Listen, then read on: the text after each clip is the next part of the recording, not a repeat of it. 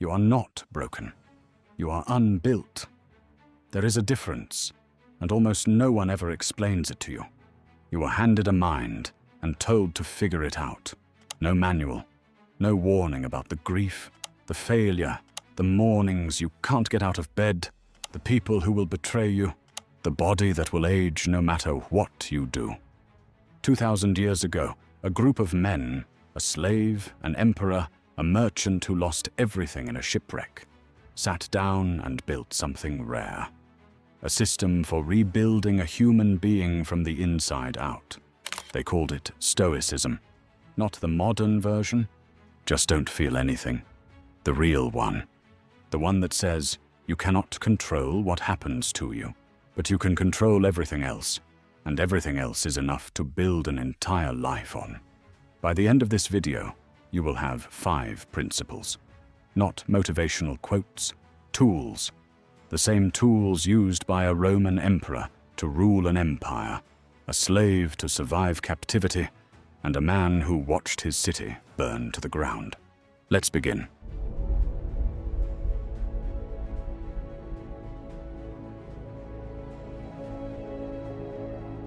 Section 1.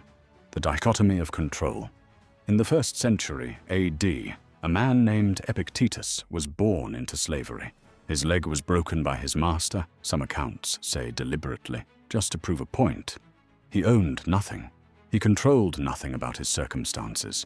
And yet Epictetus became one of the most powerful teachers in history. Not despite his slavery, because of what he discovered inside it. He wrote this: "Some things are up to us, and some things are not up to us." That's the whole principle. That's the foundation everything else is built on. It's called the dichotomy of control. Here's what's actually up to you. Your judgments, your desires, your responses, your effort. That's it. That's the whole list. Here's what's not up to you. Other people's opinions, the economy, your reputation, your health outcomes, whether someone loves you back, whether the plane is on time, whether you get the promotion. Most human suffering, and I mean most of it, comes from confusing these 2 lists. We treat things outside our control as if they were inside it. We rage at traffic. We destroy ourselves over a text message someone hasn't answered. We build our entire self-worth on a job title that could disappear tomorrow with one email from HR. Epictetus would ask you a brutally simple question every time you feel pain. Is this actually mine to control? If yes, act immediately, without complaint, because complaining is wasted motion. If no, release it. Not because you don't care, because gripping it tighter doesn't change the outcome. It only adds a second layer of suffering on top of the first. Try this today. Next time something goes wrong, someone cancels on you, your card gets declined, a comment online cuts deep, ask the question, is this mine? 9 times out of 10, the event itself isn't yours. Only your response is. And your response is the only thing that was ever going to matter anyway.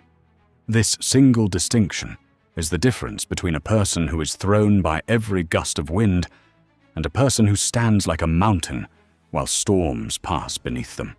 Section 2. The view from above. Marcus Aurelius was the most powerful man alive, Emperor of Rome. He commanded legions. He could have anything, order anyone, silence any voice that opposed him, and in his private journal, never meant for anyone else to read, he wrote reminders to himself to stay small, not to shrink himself, but to shrink his problems. He called it the view from above. Imagine rising above your house, your street, your city, until the borders between nations disappear, until you can see the whole curve of the earth, tiny, spinning in an ocean of black. From up there, watch the argument you had this morning. Watch the deadline that's stressing you. Watch the thing someone said about you online. From that height, they shrink to what they actually are. Brief, small, temporary disturbances on the surface of a planet that has already outlived billions of people who once felt exactly what you're feeling right now. Marcus wrote, "Think of the whole of existence and how tiny a part you occupy. This isn't meant to make you feel insignificant in a hopeless way. It's meant to give you scale. Perspective is the antidote to catastrophizing. The mind, left alone, will magnify a single bad conversation until it feels like the collapse of your entire life. Zoom out far enough, and it becomes what it actually is, a moment. One frame in thousands you'll live. Try this the next time your chest feels tight with worry. Don't fight the feeling directly. Just rise. Picture the room, then the building, then the city grid, then the coastline, then the curve of the planet. Let the problem get smaller, not because it doesn't matter, but because you're finally seeing it at the right size. Memento mori. Remember you will die.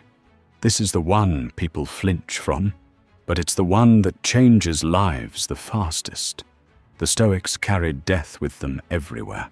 Roman generals during their triumphant parades through the streets of Rome, the highest honor a man could receive, had a servant standing behind them in the chariot, whispering into their ear, "Remember, you are mortal," not to depress them, to keep them honest.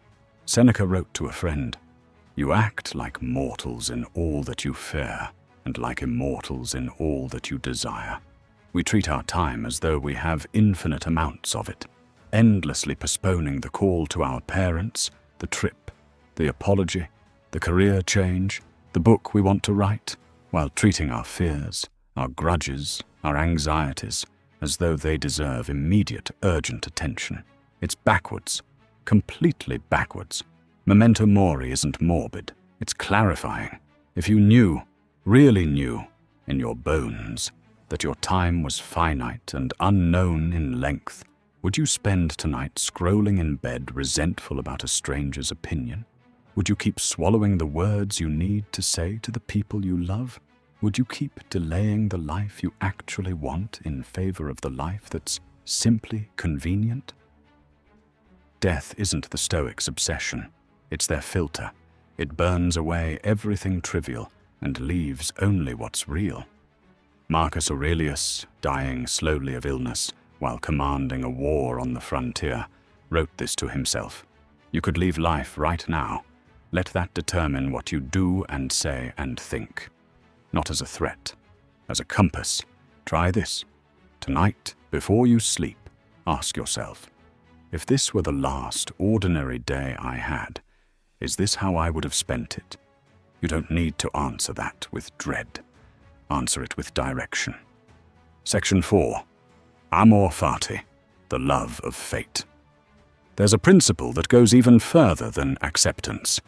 The Stoics didn't just want you to tolerate what happens to you, they wanted you to love it.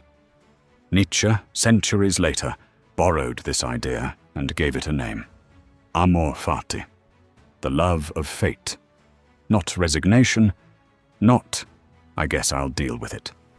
Something much more demanding. An active embrace of everything that happens, exactly as it happens, because it is the raw material of the only life you get to build. Marcus Aurelius put it this way: the impediment to action advances action. What stands in the way becomes the way. Read that twice. The obstacle isn't blocking your path. The obstacle is the path. The fired employee who starts a business. The rejected artist whose failure forces a new style that finally succeeds. The illness that finally makes someone value the years they have left. None of these people would tell you the hardship was good, but almost all of them will tell you it made them. This doesn't mean passivity. It doesn't mean pretending bad things are secretly good. It means refusing to waste energy, wishing reality were different from what it is, and instead asking, given that this happened, what is now possible? The Stoics compared this to a dog tied to a moving cart. The cart moves whether the dog resists or not. A dog that fights the rope is dragged, exhausted, and in pain. A dog that walks alongside it arrives at the same destination, but walks there in peace. You don't get to choose the cart. You get to choose whether you're dragged or whether you walk. Section 5. Virtue is the only good. Here is the principle underneath all the others, the foundation of the entire philosophy. The Stoics believed there is only one thing in this life that is truly, unconditionally good. Virtue. Not money, not fame, not health, not pleasure, not comfort, not other people's approval. Those things are what the Stoics called preferred indifference. Nice to have, worth pursuing sensibly, but never the measure of a good life, because none of them are fully in your control, and none of them make a person good on their own.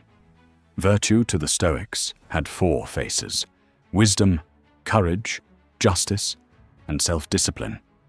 A person could lose everything: money, health, freedom, reputation, and still be living a completely good life, as long as they responded to their circumstances with wisdom, courage, justice, and discipline. This is liberating in a way most people never let themselves consider. It means your worth is not hostage to your circumstances. It means a poor person can outrank a billionaire in the only currency that actually counts. It means the version of you that shows up with integrity during a catastrophe has already won, regardless of how the catastrophe resolves. Epictetus, the former slave, put it plainly. Wealth consists not in having great possessions, but in having few wants. Build your identity on virtue, and nothing external can take it from you. Build it on anything else, and you are handing the keys to your worth to forces you were never able to control in the first place. 5 principles: the dichotomy of control, the view from above, Memento mori, Amor fati, virtue as the only true good. None of these are complicated. That's the point. The Stoics weren't interested in philosophy as an intellectual exercise. They wanted a toolkit you could use in the middle of a bad day, standing in a hospital hallway, sitting in traffic, lying awake at 3 a.m.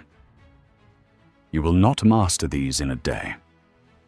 Marcus Aurelius wrote his journal for himself, privately, for years, reminding himself of the same lessons over and over, because knowing a principle and living it are 2 different disciplines entirely. But here is the quiet promise underneath all of this. You don't need new circumstances to become a stronger version of yourself. You don't need the breakup to end, the money to arrive, the apology to come.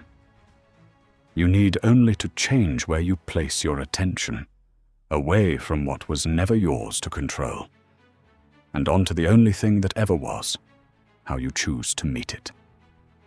That is the whole of Stoicism, not the absence of feeling, the presence of choice.